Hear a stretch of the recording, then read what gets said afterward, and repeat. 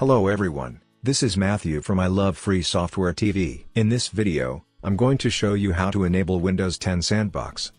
This is a built-in feature of Windows 10 which helps to run suspicious apps/programs in the isolation. The harmful app will not affect other programs or system.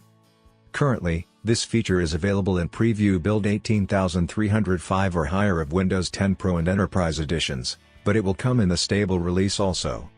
To enable Windows 10 Sandbox, first of all, check if your device supports hypervisor feature, also known as HyperV. It lets you run another instance of Windows 10 in Sandbox mode. To check HyperV support, download a command line tool CoreInfo. Its download link can be found in the video description.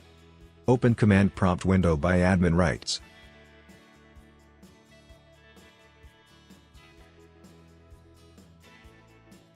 Copy path of coreinfo.exe by pressing Shift key and right-clicking on coreinfo.exe.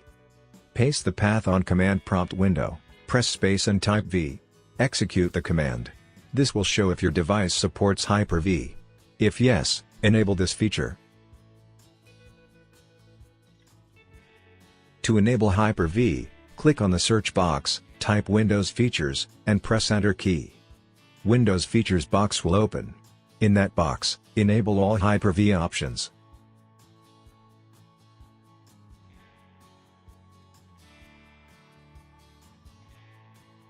You also need to select Windows Sandbox option.